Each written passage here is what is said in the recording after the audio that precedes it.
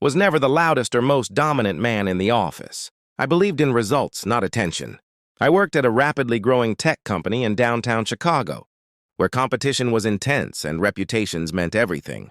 My wife, Emily, was part of the marketing team, which meant our professional lives occasionally overlapped.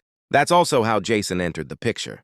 He was the kind of man who filled a room the moment he walked in. Expensive suits, confident smile, firm handshake. People admired him. Some feared him. He carried himself like he owned every space he stepped into. And for reasons I never fully understood, he seemed to enjoy turning me into the quiet. Comparison, the lesser man standing in his shadow. At first, his attacks were subtle and calculated. During meetings, he would throw in comments like, "Leadership requires a certain personality," while glancing in my direction. At office gatherings, he'd laugh a little too loudly at his own jokes, usually ones that painted me as passive or unambitious. People went along with it because Jason was charismatic and brought in big clients. I stayed silent because I believed composure was stronger than reaction. But over time, I began noticing something else. The way he lingered near my wife at company events. How he leaned in close when speaking to her. How she sometimes looked uncomfortable, but brushed it off as harmless workplace friendliness. I tried convincing myself I was overthinking it. After all, Jason was married. He often mentioned his wife and posted polished family photos online. But instincts are powerful things. Small details started adding up. Late work nights that didn't quite make sense. Messages Emily would quickly close when I walked into the room. Jason's smirk whenever our eyes met across the office floor. It wasn't proof. It was just tension, the kind that builds quietly, invisibly, until one moment forces everything into the light. That moment came during the company's annual rooftop celebration. The Chicago skyline shimmered behind us. Music pulsed through hidden speakers and drinks flowed freely. Jason was in his natural habitat, center stage. He grabbed a glass, tapped it for attention, and delivered a speech that started professionally, but slowly turned personal.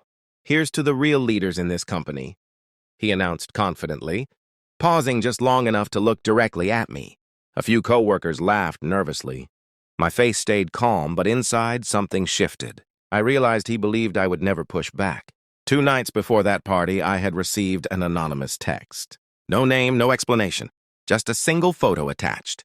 It showed Jason seated in a dimly lit restaurant booth, sitting very close to our new intern. His hand rested on hers in a way no married man could justify as innocent. Their expressions weren't professional. They were intimate. I stared at that image for a long time before locking my phone. I didn't confront anyone. I waited. Timing matters more than anger ever will. So when he finished his little toast at the party, I didn't raise my voice or create a dramatic scene. I simply walked toward him, steady and composed. I pulled out my phone and turned the screen so only he could see it. Then I asked quietly, "Does your wife know about this?" The effect was immediate. His confident posture collapsed. The color drained from his face. For the first time since I had known him, Jason looked small, truly small. The surrounding laughter faded as people sensed something serious had just happened. That's when I heard Emily beside me, her voice trembling. "Please don't do this." That whisper cut deeper than Jason's insults ever had. In that moment, I understood the situation was bigger than workplace humiliation. It was about truth, about respect, about knowing when silence protects you and when it destroys you.